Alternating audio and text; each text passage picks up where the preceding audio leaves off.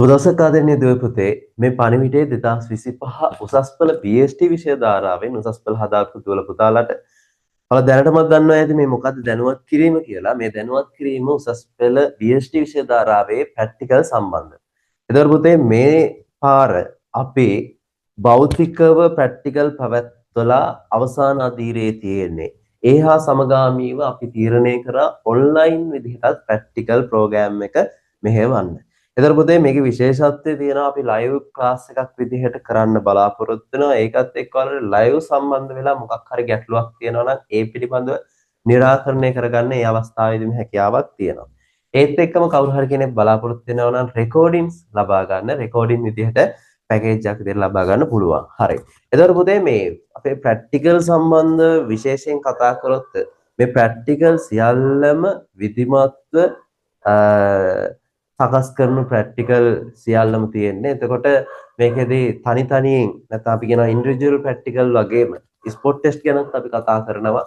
ඒකෙදී සම්පූර්ණයෙන්ම ප්‍රැක්ටිකල් සම්බන්ධ දැනුමක් ඔයාලට ලබා දෙන්න තමයි මේකෙදී බලාපොරොත්තු වෙන්නේ. එතකොට විධිමත්ව සකස් කරපු නිබන්ධන කිහිපයක් ඔයාලට ලබා ගන්න පුළුවන් දුවේ පුතේ. මේකේ සම්පූර්ණයෙන්ම සඳහන් කරලා තියෙනවා එක එක ප්‍රැක්ටිකල් වලට අදාළව ලකුණු දීමේ පටිපාටිය. මේක තමයි වැදගත්ම දේ. ලකුණු දීමේ පටිපාටිය තියෙනවා මේ විදිහට ප්‍රැක්ටිකල් කරොත් කොච්චර ලකුණක් ලැබෙනවද කියන එක. සාමාන්‍ය ප්‍රැක්ටිකල් ගයිඩ් එක බලාගෙන ඒ තියෙන දේවල් ඒ විදිහටම ඇත්තටම ප්‍රායෝගික කරන්න බෑ. මේක ඕනෙම කෙනෙක් දන්නවා. එතකොට ඒවට අදාළව සැකසුණු ක්‍රියාවලියක් තමයි ප්‍රැක්ටිකල් එකේ දෙන්නේ. දැන් උදාහරණයක් විදිහට සැලකුවොත් පුතේ එක අවුරුද්දක ඇවිල්ලා තියෙනවා ප්‍රශ්නයක් ද්‍රාවණ දෙකක් දීලා විශේෂයෙන්ම විනාකිරි ද්‍රාවණ දෙකක්. හරි. නැත්නම් පැසීමට භාජනය වුණු එතනෝල් ද්‍රාවණ දෙකක් ලබා දීලා එක අවුරුද්දක ආවා මේ දෙකෙන් ඇසිටික් අම්ල නිෂ්පාදනයේට විනාකිරි නිෂ්පාදනයේට සුදුසු ද්‍රාවණය මොකක්ද කියලා හොයන්න.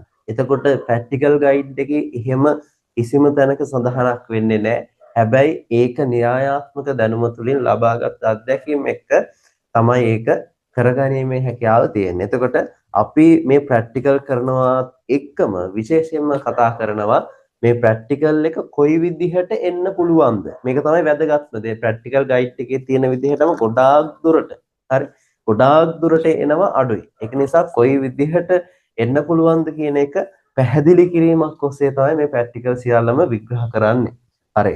එතකොට පුතේ මේ ප්‍රැක්ටිකල් ප්‍රෝග්‍රෑම් එකත් එක්ක සම්බන්ධ වෙන්න පුළුවන්.